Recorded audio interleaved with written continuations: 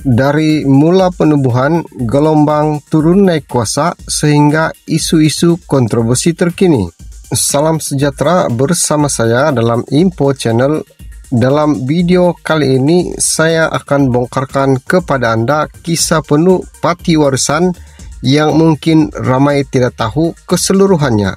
Saksikan bagaimana Pati yang pernah naik menjulang kini berdepan zaman getir dan tuduhan kritikal.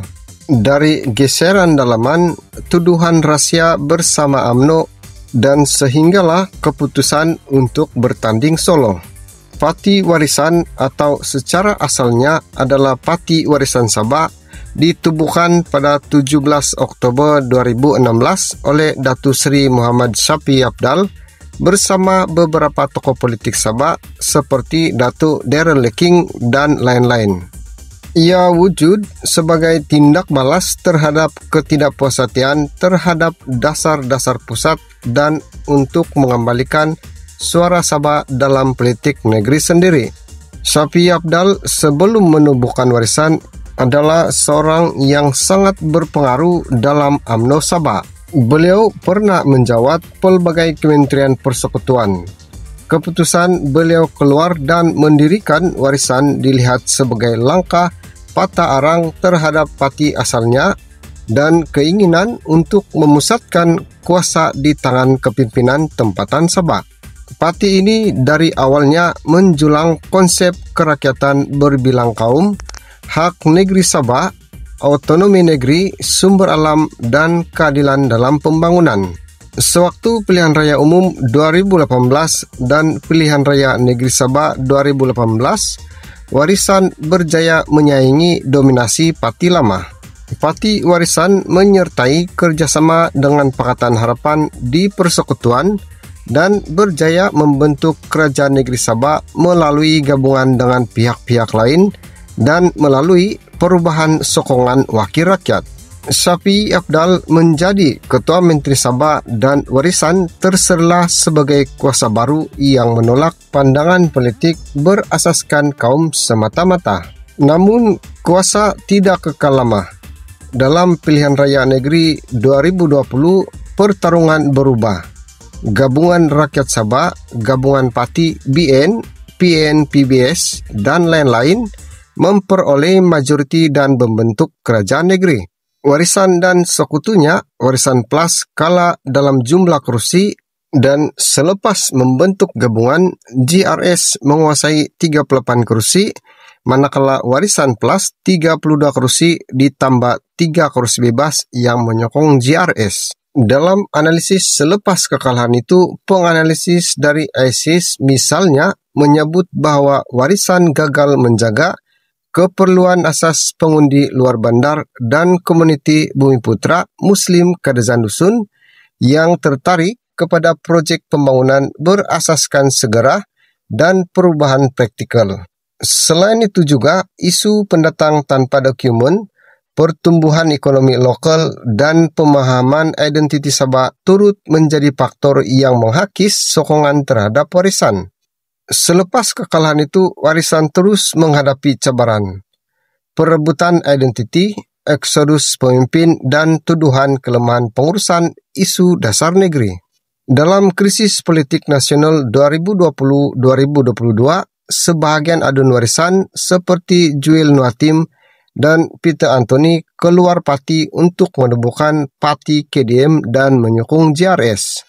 Muhammadin Ketapi yang juga pernah diserap dalam warisan juga kemudian keluar dan menyertai parti lain menimbulkan persoalan kesetiaan. Dalam usaha mengukuhkan kedudukan, Warisan mula merancang untuk memperluas sayap ke Semenanjung Malaysia.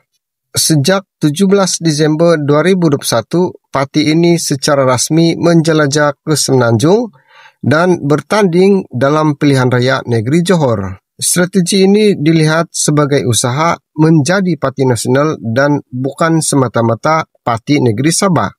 Namun, langkah itu menyemai kritikan bahwa Warisan semakin luar dari garis asalnya.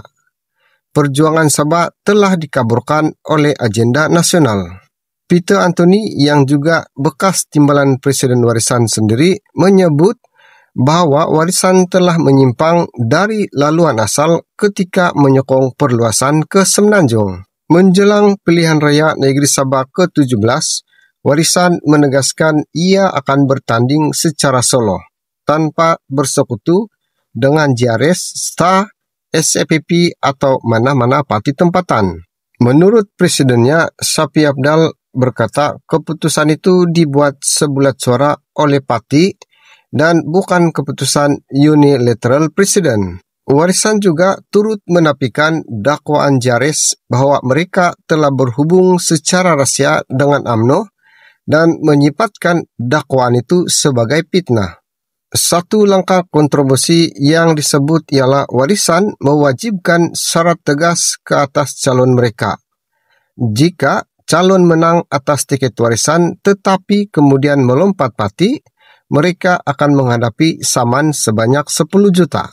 Ini dianggap sebagai usaha mengekang politik lompat parti, tetapi ada yang berpandangan bahwa ia mungkin menyulitkan calon jika konflik dalaman berlaku. Kritikan terhadap Warisan juga datang dari dalam Pakatan Pembangkang. PKR Sabah mempersoalkan tindakan Warisan membuat program politik ketika mangsa banjir menghadapi masalah derita. Selain itu, ada tuduhan Warisan ceria dengan 53,4 juta dana khas semasa dalam pemerintahan, sedangkan jumlah itu dianggap kecil berbanding tuntutan Sabah terhadap keuangan berdasarkan ME 63. Isu wilayah Sabah dan Sabah Rights terus menjadi medan perjuangan Warisan. Warisan sering menuntut agar parlimen disidang segera supaya isu Sabah dibawa ke hadapan. Presiden Warisan, Sapi Abdal, juga menyeru agar rakyat berhati-hati terhadap janji manis daripada pihak kerajaan negeri menjelang PRN 17. Ia menyoal mengapa projek pembinaan sering dilancarkan ketika musim perayaan. Walaupun penuh rintangan, Warisan masih percaya bahwa rakyat Sabah sudah muak dengan kelemahan JRS dalam menangani masalah air, bekalan elektrik, jalan raya yang teruk, pengangguran, dan kos sara hidup yang tinggi. Itulah secara ringkas kisah penuh Parti Warisan dari kebangkitan berapi masa kemuncak kuasa negeri sehingga kecabaran getir hari ini. Tetapi adakah Warisan benar-benar masih relevan? Adakah strategi Solo akan membawa kemenangan atau memecahkan suara pembangkang Sabah? Adakah perluasan ke Semenanjung adalah langkah bijak atau kesilapan yang besar? Apakah tuduhan rahasia bersama UMNO benar atau sekadar propaganda politik? Dan akhirnya, mampukah Warisan mempertahankan janji mereka terhadap rakyat Sabah ketika tekanan politik semakin kuat? Apa pandangan Anda? Komen di bawah untuk kongsikan pendapat Anda. Adakah Warisan bakal kembali bangkit atau terus di lambung badai politik Sabah? Jangan lupa tekan butang like, share, dan subscribe untuk dapatkan video yang seterusnya.